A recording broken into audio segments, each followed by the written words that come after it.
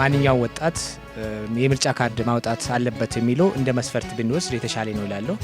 ይሄ ማለት ምንድነው? የዜግነት ግዴታ እንደመሆኑ መጠን የምርጫ ካርድን ውሰዱ ሲባል እክሌ ምረጥ ማለት ሳይሆን የዜግነትን ግዴታ ታወጣ እንደማለት ነው። ይሄን ማንኛውም ወጣት አንደርስታንድ እንዲያደርግ ፈልጋለሁ። ከዚህ ጋር ተያይዞ አሁን ለምሳሌ ዛሬ የመጨረሻ ቀን እንደመሆኑ መጠን ካርድ ያልወሰዳችሁ ሰዎች ጊዜ ካለፈ በኋላ ለምን ሳልወስድ ቀረው ብሎ ቁጭት ውስጥ ከመግባት የአንድ ሰው ድምጽ ደግሞ ትልቅ ዋጋ ስላለው የራሱን አሻራ እንደ ማንኛውም ኢትዮጵያዊነት ማሳረፍ ስላለበት በዚህች በቀረችው ሰዓታት ውስጥ መጥቶ የራሱን ካርድ እንዲወስድና የራሱን አሻራ ለሀገሪቷ እንዲያሳርፍ የሚል መልእክት ማስተላለፍ እፈልጋለሁ።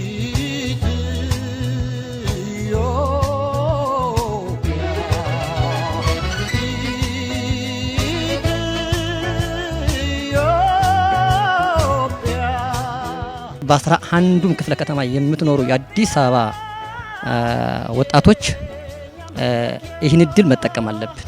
እድል አንዴ ካመለጠ አይገኝም። የዛሬ 5 ዓመት ነው ተመልሰን ደግሞ የምንገናኘውና እድሜያችሁ ከ18 ዓመት በላይ የሆናችሁ ወጣቶች ሁላችሁም በያላችሁበት ወረዳ በያላችሁበት የምርጫ ጣቢያ ሄዳችሁ እስከ ምሽቱ 11 ሰዓት ላይ መመዝገብ እንዳለባችሁ ጥሪ ለማስተላለፍ እወዳለሁ።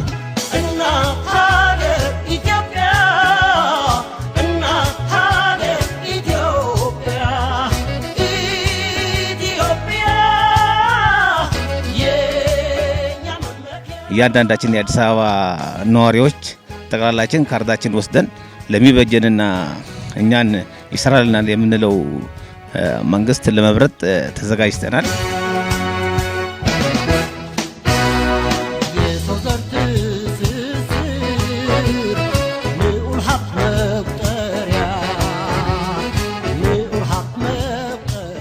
የኛ ይሆናል የምንለው መንግስት ለመምረጥ የመጀመሪያ ስራችን ሊሆን የሚችለው ካርድ መውሰድ ነው። ስለዚህ ይህን ካርድ መውሰድ ቅድሚያ በማድረግ ልንወስድ ይገባል የሚለውን ነገር ታሳቢ አድርገን ዛሬ እንደሚታወቀው የመጨረሻ ቀን ካርድ የምንወስድበት ቀን ነው።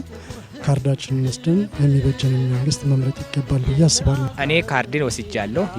የራሴን አሻራ ለማሰረፍ ዝግጁ ሆኛለሁ። እናንተስ? እኔ ካርዴን አውጥቻለሁ።